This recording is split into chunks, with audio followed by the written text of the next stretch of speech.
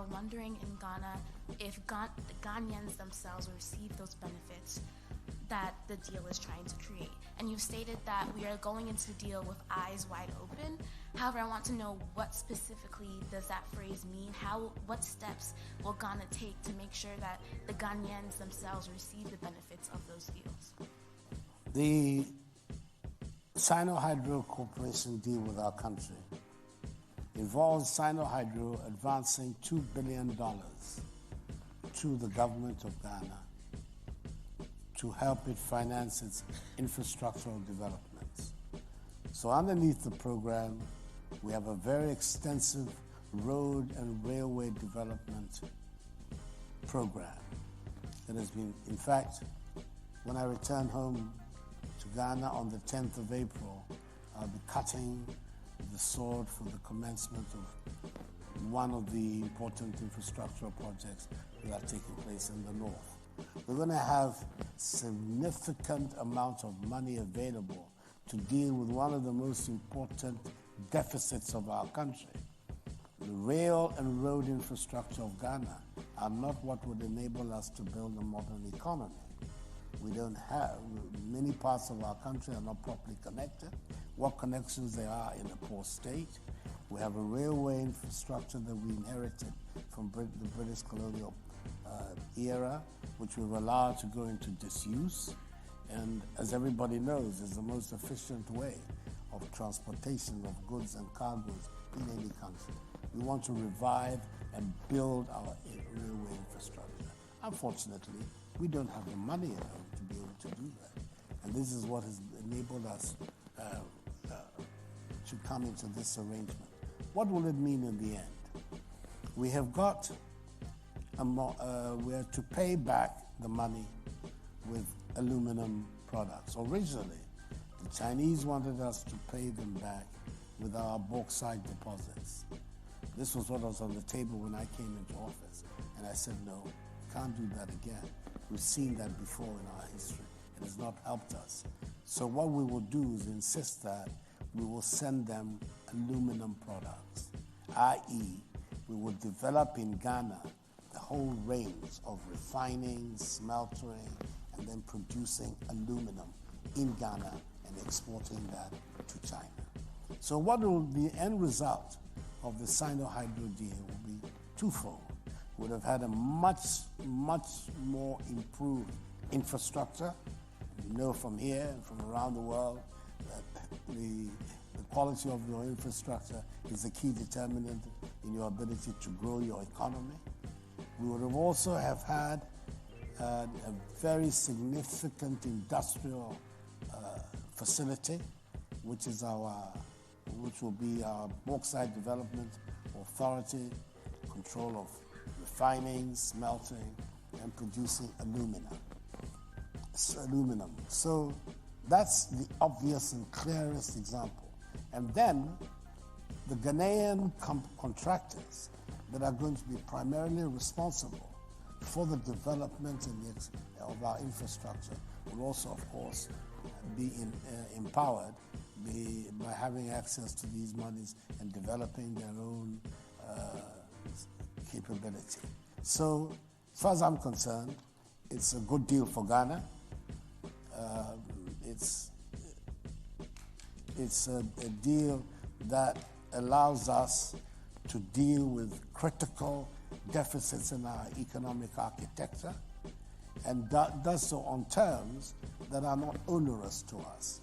An economy that today doesn't have a good railway network system, but which in 3 or 4 years will have one, will have an important industrial facility like a Bauxite Development Authority, I believe is an economy that will be a much stronger and a much more creative economy than the economy that we have now. So that is my answer to you.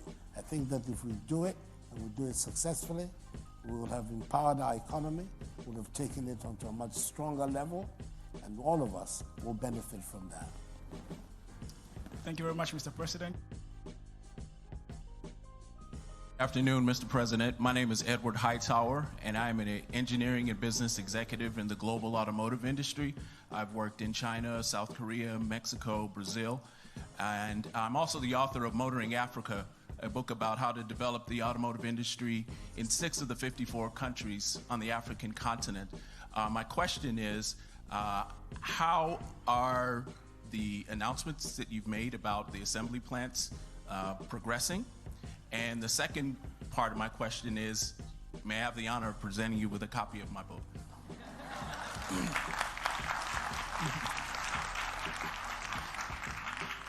Let me first of all respond to the second one. Very grateful it's an honor. Thank you. The first part, any time from now, I'm anticipating it'll be in this week. The automotive policy of the government will be finally outdoored. It has gone through all the processes of agreement that it needs to, the approvals within the government system. And I believe that the Minister of Trade and Industry is getting ready any second now to announce the policy. But I think that the policy has to come before final decisions are taken by people. And you must be fully aware of that. But these are the people who have already begun talking with us and taking significant steps like identifying land where they like to set up their plants. All that is going on, and the local arrangements that they want to make with their partners. All that is fairly advanced. But the final decision will be taken when the automobile policy, to which they've already been exposed, even though on the informal, is formally outlawed and is then made official government policy so that people will know where to go from there. That's it. President, for coming. My name is Elizabeth Jema, and thank you so much for everything you've said about what you're doing in the country and the policies that you're implementing. I do have a question. When you were campaigning, you talked about doomsor or the power outages, and for the last few years, there's been none of that stuff. But do you see a comeback of these power outages, or the doomsor as it's known over in Ghana? And how is this going to affect the policies like the power plants, aluminum, and all that kind of stuff that you're trying to do in the future? That's an important question. One of the things that we have been able to do is to ensure the regularity and the security of supply. We believe that now the disconnect and the disequilibrium in the system, which gave rise to doomsor, has been taken care of. Generation in Ghana now is back to normal. We anticipate that, in fact, that we have excess capacity, which we're bringing into play. We're now exporting power again to Burkina Faso. We're about to start exporting power to Togo as well. So the generating side of it has been well taken care of. And then the distribution, which has been a problem, is also being reformed and improved. We have a lot of gas in Ghana, and we are restructuring the facilities that produce to become gas-fired as against the fuel-fired. All this initiatives that are on course in the course of the next year. I believe by the end of that period, when this restructuring of the energy sector in Ghana has been completed, we'll be in a very, very strong position going forward and ensuring that there will be that low-cost, regular supply of energy that we would require to fire our bauxite and iron ore industries and generally industries in Ghana altogether. I'm optimistic that we will not go back to the days of doomsor. Good afternoon, Mr. President. My name is Albert Ekwamwa, and my question concerns the West African Monetary Zone and the proposed single currency for the ECOWAS countries.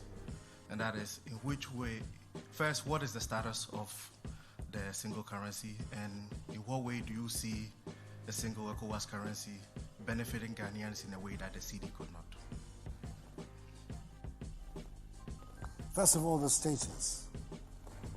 Some 3 years ago, 4 countries within ECOWAS were charged with the responsibility of driving the process towards the single currency.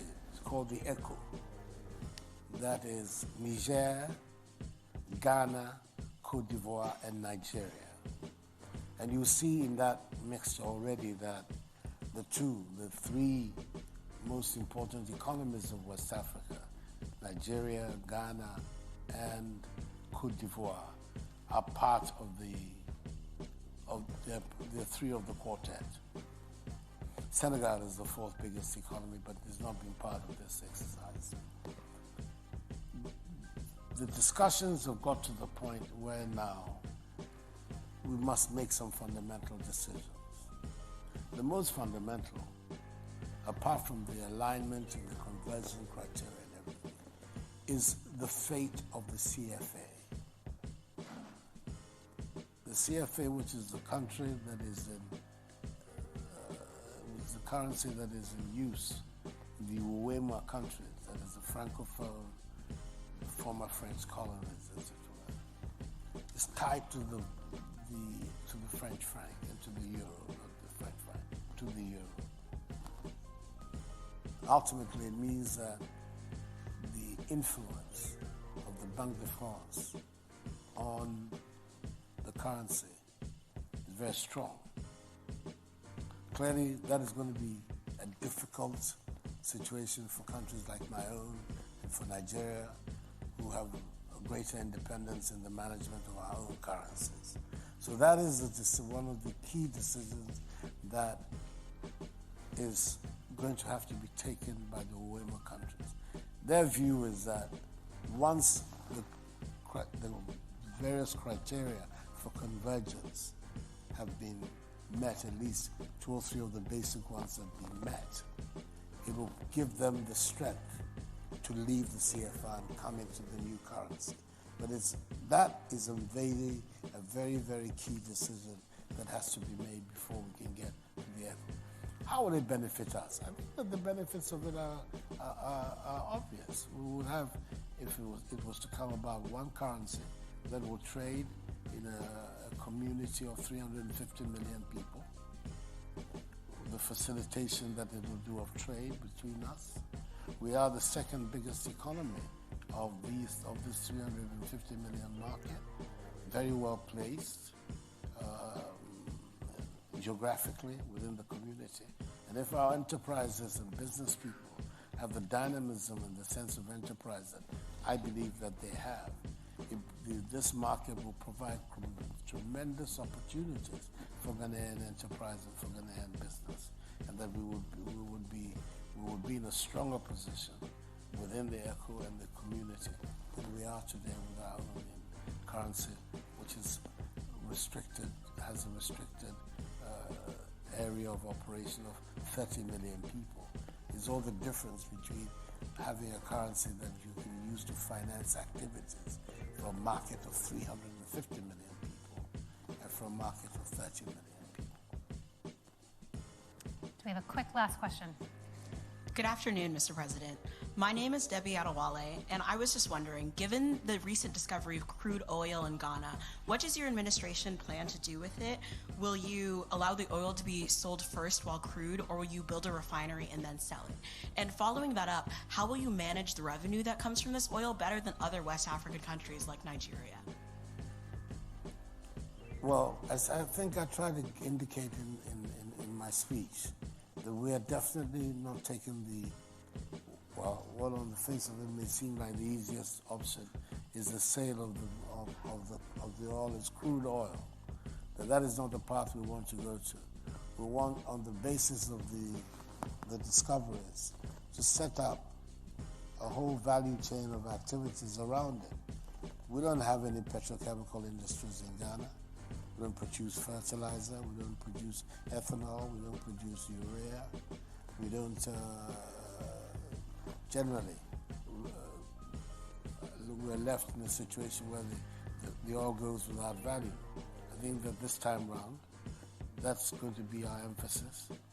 And the arrangements we are making with the companies that are now going to produce the oil, these developments and initiatives have been factored into it. So that's it. In terms of the use of the monies. I'm not quite sure I understand the comparison with Nigeria, and I would like to just concentrate on Ghana. I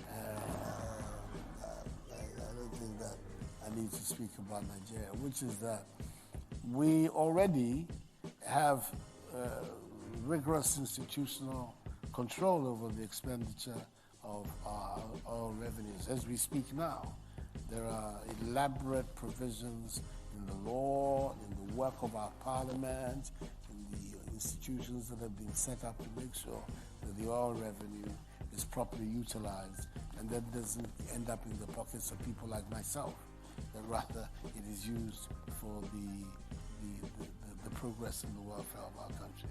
I'm very confident that the institutional arrangements that there are in Ghana will be respected. And then when they are respected, they will also ensure maximum accountability for the use of the revenues. It's important that it should be so.